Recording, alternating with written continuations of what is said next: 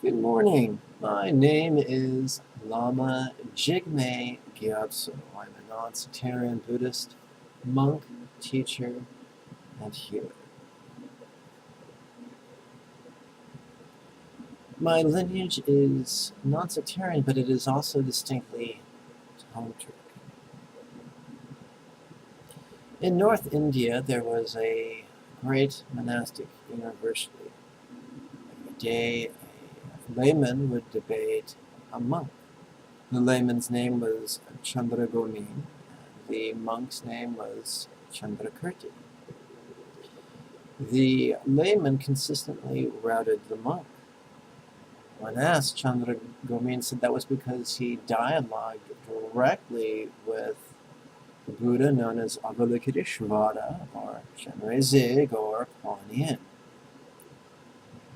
And he was able to get specific advice. After hearing this, Chandrakirti decided to dialogue directly with Chenrezig as well, and he began winning, or at least tying, Chandragomin in debates.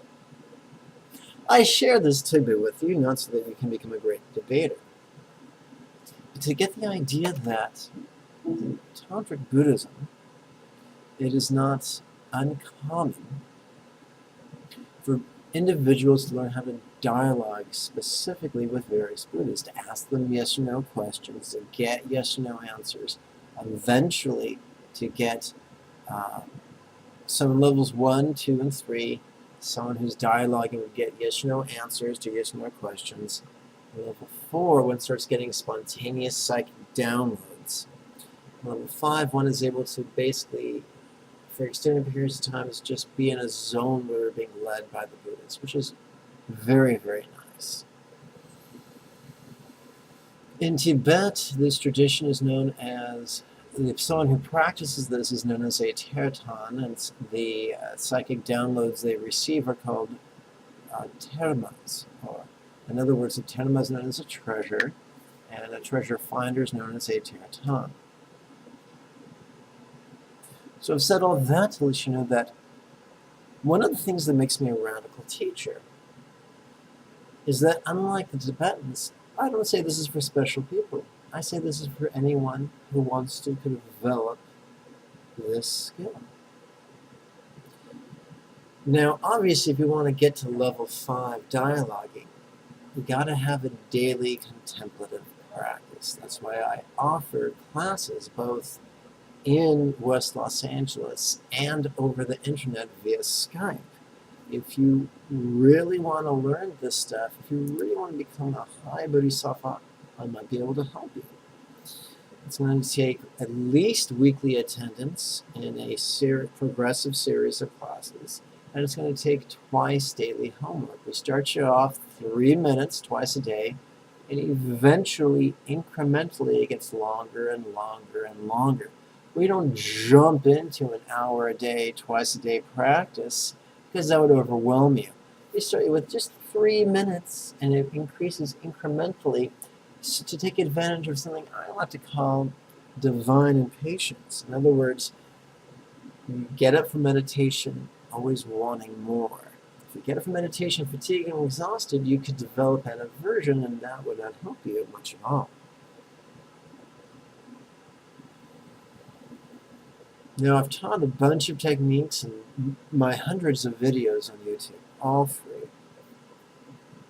So in the interim, while you're waiting to participate in the next series of in-person or live Skype classes, you can play with those videos twice a day. That will give you not only enhanced centering techniques, but it will give you the good karma that comes from the compassion and love training, as well as the insight and peace that comes from the wisdom tree, which is crucial to make this happen.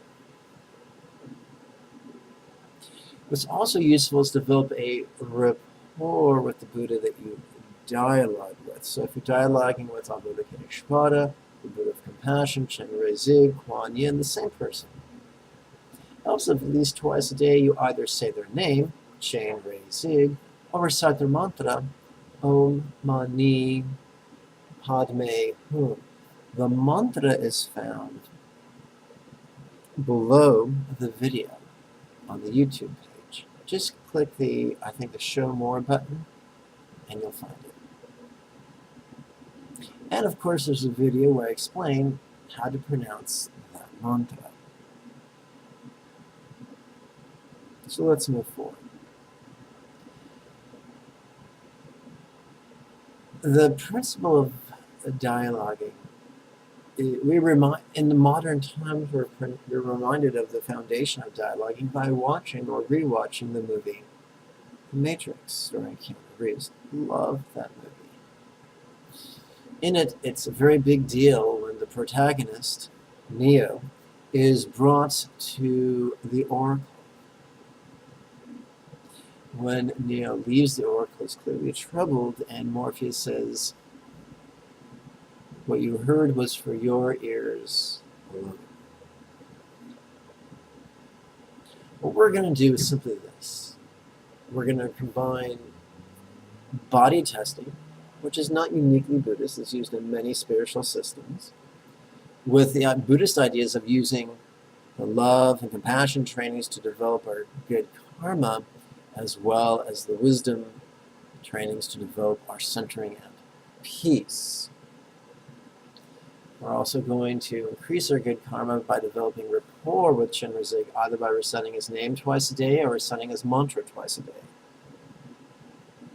This makes it uniquely Buddhist. So we're going to begin with a centering. And the very easy one is hands start here in the puckered palm. They go down and out and over and in. You want the center of your palm to be even with the upper third of your chest. Down, out, over, in. Let's do it with the breathing. In breath, out breath.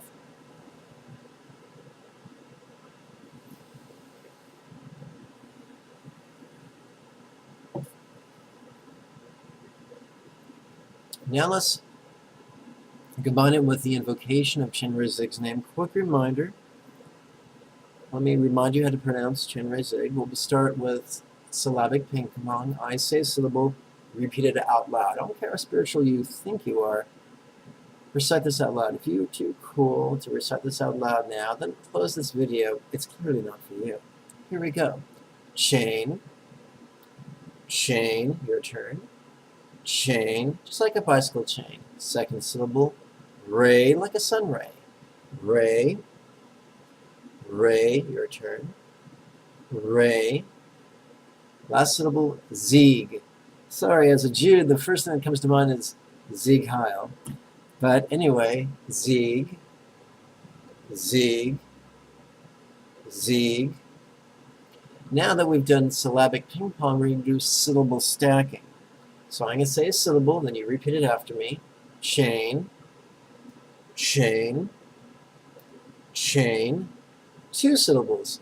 Chain ray, chain ray, chain ray. Now three syllables.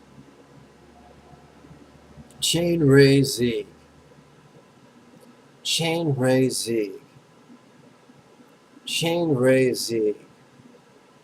Now, my students get better results if they invoke Lama Chenrezig instead of just Chenrezig. Now, what's the difference? Obviously, Lama Chenrezig is the word Lama attached to the word Chenrezig. Lama means teacher, and it infers that someone who has accomplished both high intellectual as well as spiritual attainments. So first syllables, la, la, la. Second syllable, ma, ma, ma. So Lama Chenrezig refers to the team of your teacher, that would be me, and Chenrezig.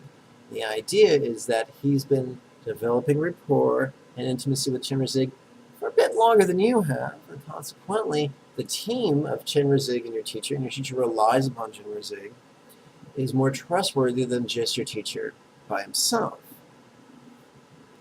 Now, some people say, well, I don't need a teacher, I'll go straight to Chenry Zig. Hey, if you can do that, that's great. It's just that most of my students get better results when they invoke Lama Chenry Zig than when they just invoke Chenry Zig. I don't know why. It could be quite simply that it's easier to develop rapport with a teacher of flesh, blood, and bones they can feel good about or resentful about in person. And it's about, what if I feel resentful about my teacher? No problem. That's a great contemplative opportunity. You can bring that resentment into the path of Dzogchen's trade show training, which I have videos that already discuss how to do that. You can bring it into your Tong Len training, which I've already discussed in previous videos. Or you can just make an arrangement to meet with me either in person or over Skype, and I'll give you personal instruction. Whatever works best. So let's together do the five syllables. La, ma, chain, re, zig. La, ma, chain, re, zig. La, ma, chain, re, zig. Remember, a teacher's not someone who's perfect and everyone has a problem. Neither is a Buddha. A Buddhist is simply an individual. A bodhisattva has gotten so good at Buddha's mental yogas of devotion, awareness, love, and letting go, or wisdom, peace, love, and joy, that he or she is able to practice them with such mastery that they're able to perform them spontaneously, habitually, easily, and effectively.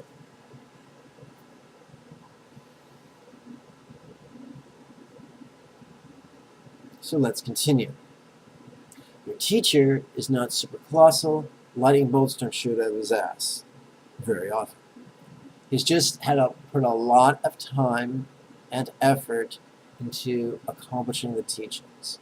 What you get to do is rely upon his momentum and his hard work to catapult you forward faster than you could go on your own. If you're too frightened or prideful to rely on his help, that's your problem. If you want my help, you're welcome to. So let's move on. Let's invoke the team of the Lama and the Yadam, or the teacher and the Buddha of compassion. And this is how we do it. Hands, and as we cycle, we take a deep breath, and we recite Lama Chenry Zig, Lama Chenry Zig, Lama Chenry Zig. Please show me a gentle no. Please show me a gentle yes.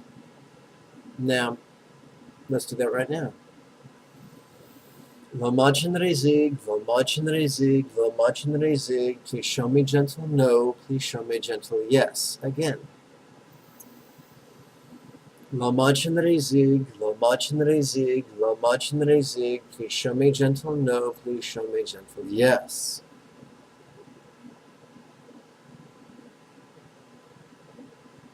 You can also think of the phrase Lama Chenry Zig as a synthesis of all the teachers who benefited you, including Chenry Zig, directly and indirectly. So now we get to the idea of there are many, many ways to body test. I teach 3 methods: level 1, level 2, and level 3. Level 1 is easy to learn, difficult to use. Level 2 is a little more difficult to learn and a little easier to use. Level 3 is substantially difficult to learn and very easy to use once you've learned it. So there's an inverse ratio. So I'm going to start off with setting you up for success and teaching you something that's easy to learn. It's a little bit awkward to practice, but that's okay for now. I call it the chain of 2 links, and it's a cool name for a simple technique. On your left hand, you touch the tip of your left thumb to the tip of your middle finger. Maybe you see people doing this gesture sometimes in yoga paintings or statues. With the other hand, you make a similar link between your thumb and middle finger. The thing is, you link them together so that you have a chain of 2 links. Now, here's the basic idea. When you pull your fingers apart and there's resistance, that's no. May I pull my fingers apart? No, you may not. When you pull your fingers apart and there's little or no resistance, that's yes. May I pull my fingers apart? Yes, you may. Now you may wonder why I use the phrase gentle. Well, I one time met a very good-hearted student who looked like he was going to tear off his fingers. So we want this to be an easy, gentle practice. This doesn't cause you any tendinitis or joint injury. That's why we use the phrase gentle. So together, in breath, invoke Lama Chandre Zig, Lama Chandre Zig, Lama Chandre Zig. Please show me gentle no. Please show me gentle yes. Let's do it again. Lama Chandre Zig, Lama Chandre Zig, Lama Chandre Zig. Please show me gentle no. Please show me gentle yes. Let's do it again. Lama Chandre Zig, Lama Chandre Zig, Lama Chandre Zig. Please show me gentle no. Please show me gentle yes. If I was you, I would do that no less than 3 times every morning and 3 times every evening. If you want to do it 10 times, even better. But at least twice a day, every day, for no less than 6 consecutive days. Then you can start asking questions. We start by asking innocuous questions whose consequences seem trivial. And then you move on to questions that you feel more anxious about, more uncomfortable about, the big decisions. One of the first questions I get is, hey Lama Jigme, how do I know that I'm just not giving myself the answers I want? And that is a challenge for everyone. And here's the answer. We begin by asking questions about low-stakes issues. Should I have a snack right now? Should it be a banana or an apple? Should it be an apple or an orange? Of course, you're noticing all your questions are formatted to be responsive to a yes/no answer. You don't ask, what car should I buy? You ask, should I buy a car? Should I buy a car now? Should I buy a car? Should it be a sedan? Should it be a coupe? Should it be a foreign? Should it be a domestic? Should it use gas? Should it use diesel? Should it use biofuel? Should it be a hybrid? So you're asking yes/no questions. The more you do this, eventually you'll get answers you don't want. Should I have a snack? No, but I want a snack. And the first time you get that, you'll be like, oh, there's something going on here. Now, I may be talking to my higher self, my inner wisdom, the universe, the Akashic records, the Buddha himself. But here's some helpful hints about asking questions. If you're insecure about the answer you got, then reverse it. For instance, should I buy a car today? Yes. If you're insecure about that, then reverse. Should I not buy a car today? You still get yes, then you know something's wrong. How do you fix that? Recenter yourself. Lama Chandre Zig, Lama Chandre Zig, Lama Chandre Zig. Please show me gentle no. Please show me gentle yes. If that's not sufficient to center you, then go back to your Dharma practice. Remember, this is predicated on your twice daily Dharma practice. That's why you're either watching my videos, coming to Skype class, or coming to in-person class. This is an adjunct to your Dharma practice. If you're not meditating twice a day, every day, for even as little as 3 minutes, then you're going to get dodgy results. The usefulness of the results you get are directly proportional to the consistency and intensity of your spiritual practice.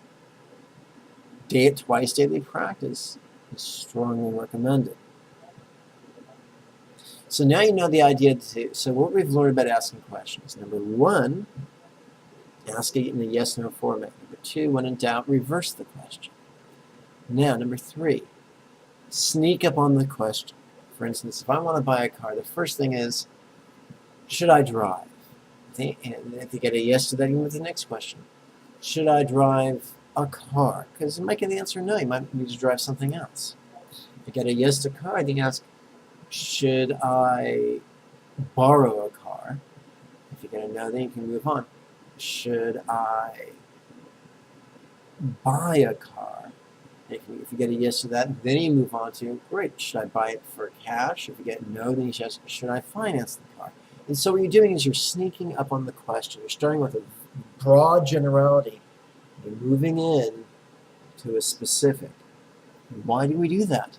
Because we go through life with many preconceptions. And by chunking out to a broad generality, we're giving ourselves chances to escape the tyranny, the shackles of our own preconceptions. So we're sneaking up on our assumptions, we're sneaking up on our preconceptions, we're sneaking up on our desires. And this only works if we really want to be led. If we're fearful or arrogant and we don't want to be led, this isn't the technique to use.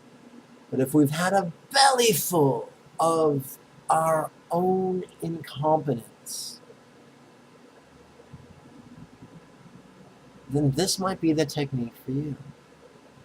If you're saying, man, after 20 or 30 or 40 years of making some ridiculous decisions, I could use some guidance, then this might work for you.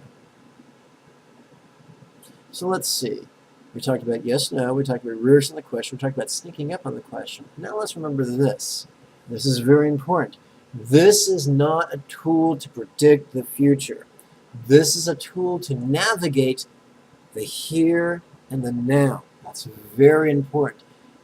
If what the physicists and what the Buddhas tell us is accurate, then our universe is interdependent, where everything affects everything else. Everything is also affected by everything else, and consequently, everything changes all the time, sometimes overtly, sometimes subtly. Everything changes. So consequently, predicting the future in an ever-changing universe is an exercise in absurdity. So if you wish to master this technique for the purpose of winning lottery numbers, you may not get the results you desire.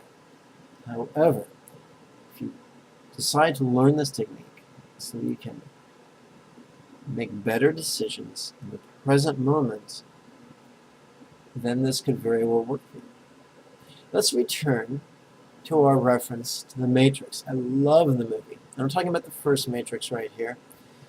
In the first Matrix, the movie's been out for more than 10 years. Probably close to 15 years. Maybe 14 years. So here's the deal. So I'm not giving anything away.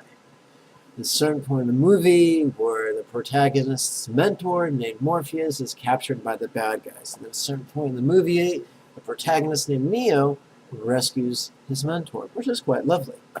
And so after the rescue, Neo and Morpheus are on a rooftop, and they're talking. Morpheus addresses Neo. And Neo, at this point, Neo's hopped up on adrenaline. He's got a strong posture. He's like, yeah, I just saved my mentor. I rock. And then the mentor asks him a question. Neo, are you beginning to believe? And instantly, Neo is crestfallen.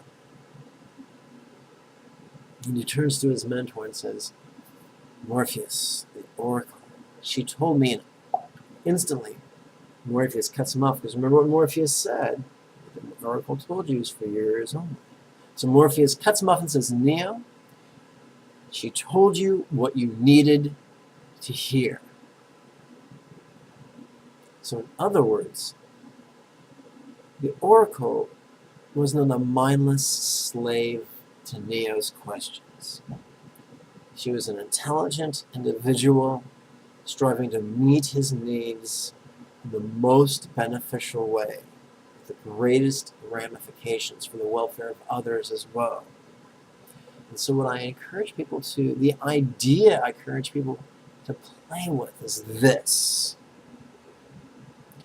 What if the answers we get are the answers we require? Because after all, we're not just dialoguing with our subconscious or the Akashic records of the universe. We're invoking the team of the Buddha of Compassion and our teacher. We're all about our spiritual and emotional evolution. So they have an agenda. Their agenda is to help us become high bodhisattvas, if not Buddhas, as quickly as possible so we can be happy and help other people to be happy. That's the agenda we're working with. So I typically tell people the test of a meditation technique are the results you get when you apply it twice a day, every day, for 6 consecutive days. With dialoguing, I'm going to say dialogue every day. Give it 6 months, and what you'll notice is there's short-term results, mid-term results, and long-term results. I'll tell you what I found. I began dialoguing after years of practice and many retreats. I began dialogue. Now, I was receiving guidance before I learned to dialogue, but it was very ungainly and very unpredictable. It was very difficult. So learning how to dialogue, developing this framework was instrumental. But I began dialoguing in the midst of the divorce, my former marriage. And it was not a friendly divorce. It was my personal experience that lawyers are more fun to date than divorce. This was individual who was really trying to harm me, and I felt very insecure. So obviously, I was using the spiritual tools that I had at the moment to deal with the emotions and to navigate the circumstance. And as I began dialoguing in that very frightening circumstance, I found it worked. I did not get untold wealth. Life was not a bed of roses, but I survived.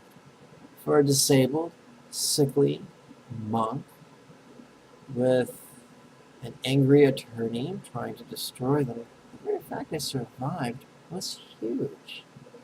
I had false police reports filed against me. I had to go to court to fight ridiculous accusations that were dismissed. But I was for very big stakes. Every dirty trick was being launched against me. So much, even judges would roll their eyes at the behavior of the individual I was divorcing. So I was in a very difficult situation with real danger. Physical danger, legal danger, financial danger, medical danger. It was very, very difficult. By relying fastidiously upon this technique, I survived. In the years that followed, by relying upon this technique, I accelerated my journey on the Bodhisattva path of the 10 Bhumis. I got incredible results. One of the reasons I got results is because I was already so frustrated with my own incompetence that I was in a place where I would be willing to question every assumption I've ever made, or every learning I've ever received, or every technique I've ever performed. And that's how the dialoguing works. The more enthusiastic we are to question everything, the more dynamically we can be led. That is huge. Whether we're working with a corporeal teacher of flesh, blood, and bone, or an etheric guide of light, this is huge. Now, fundamentalists would say, yes, you're dialoguing with the Buddha of compassion. His name is Avalokiteshvara, or Chinrezig, or Kuan Yin, and he lives on Potala Mountain in Sukhavati, on the other end of the galaxy. Well, that's great. As a liberal, that may be true, but it may not be accurate. As a liberal, I'm very comfortable saying, I don't know. I don't know if Chinrezig exists the way the fundamentalists say do, or if he exists at all. I don't know if Buddha existed. I don't know if Dharma's true. All I know is that right now I take certain actions, right now I get certain results. Those results are either beneficial or harmful. And I gotta tell you, it takes a modicum of courage to embrace the liberal path of awareness and letting go. I'm saying that may be so, but it may not be so. I don't have to figure everything out. I just have to know what my intentions are, which are for me to evolve and be my best and help others to evolve and be their best.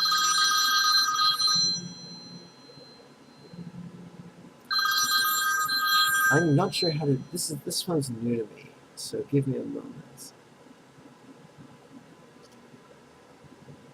And so let's continue.